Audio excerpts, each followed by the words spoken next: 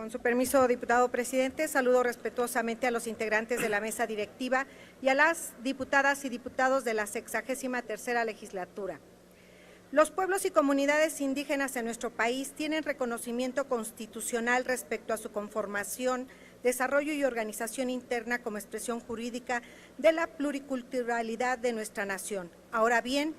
cuando individual o colectivamente deben vincularse con las autoridades del Estado en materia de acceso a la justicia, las actuaciones procesales que se realicen en presencia de personas indígenas que no hablan o no entienden el español deberán desarrollarse en su lengua indígena nacional o bien en español con la asistencia de intérpretes que tengan conocimientos de su lengua y su cultura. Lo anterior es de relevancia ya que con la entrada en vigor del sistema procesal penal acusatorio, este puede concluir mediante diferentes mecanismos, pero con una sola vía para su desahogo, la oralidad. En ese sentido, cuando el proceso se involucra a personas integrantes de pueblos o comunidades indígenas que no hablan o no entienden el español, pero que deben de ser entrevistados o rendir declaración ante el órgano jurisdiccional, o bien les deba ser explicada alguna actuación como la formulación de imputación, la imposición de una medida cautelar,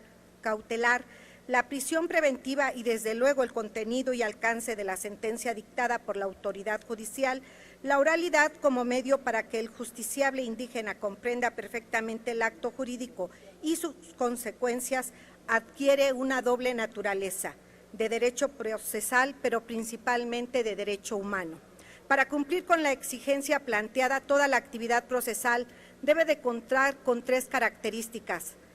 La primera es que la persona pueda expresarse en su lengua indígena nacional. La segunda es que la autoridad que desarrolla la actividad o el proceso procesal comprenda lo que aquella expresa, y la tercera, que la persona indígena comprenda con total claridad el acto que se desarrolla. Sin embargo, contar con el derecho a ser asistido por intérpretes o traductores de lenguas indígenas en el proceso penal no es suficiente para materializar su acceso a la justicia, pues además es necesario garantizar la solvencia, credibilidad y calidad adecuada de traducciones que tienen relevancia o contenido jurídico y que hasta el momento no se encuentran reguladas. Consecuentemente, la pericia del intérprete o traductor es evaluada por el agente del Ministerio Público o bien por la autoridad judicial, sin que a su vez esto garantice que conozcan el contenido fónico, morfológico y cultural de las expresiones en lengua indígena, que no solo importan traslación de palabras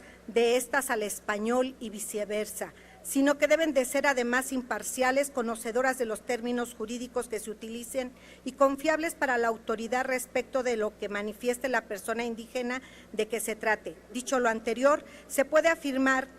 que en el conjunto de leyes mexicanas de aplicación penal no existe una sola disposición que determine para el proceso penal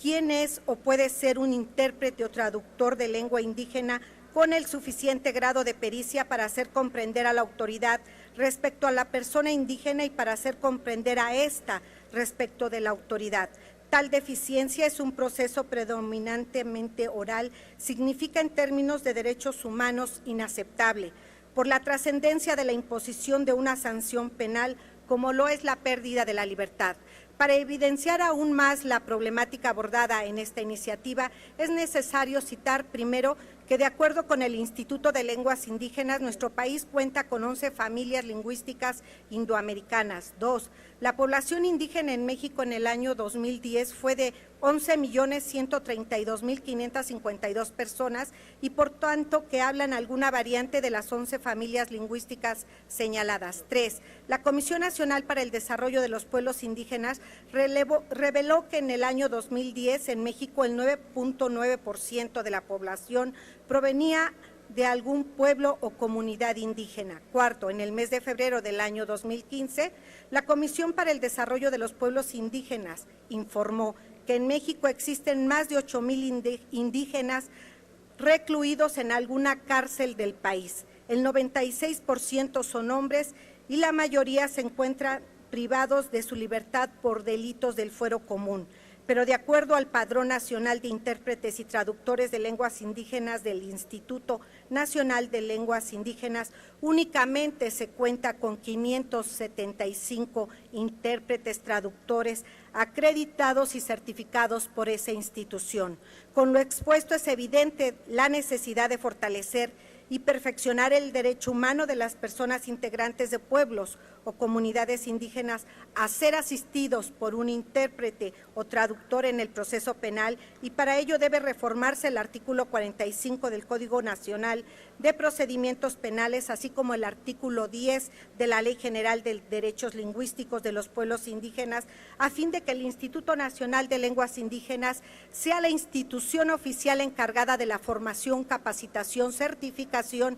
y registro en el Padrón Nacional de Intérpretes y Traductores de Lenguas Indígenas del personal de las instituciones de procuración e impartición de justicia en los fueros federal y estatal que participan con esa calidad en el proceso penal cuando en este intervenga alguna persona indígena de nuestro país. Esta modificación tiene como objetivos que los intérpretes o traductores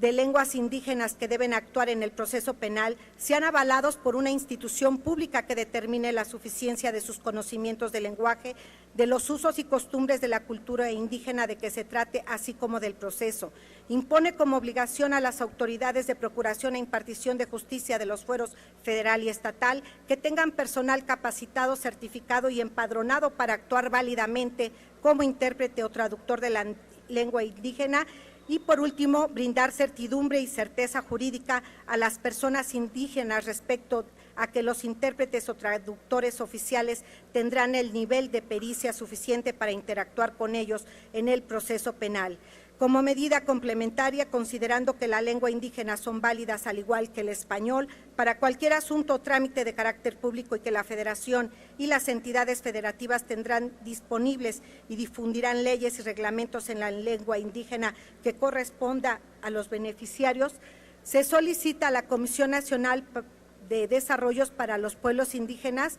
que tienen como objeto apoyar, fomentar y dar seguimiento a las acciones públicas para que el Código Nacional de Procedimientos Penales se conozca y difunda entre los pueblos y comunidades indígenas en sus lenguas originales,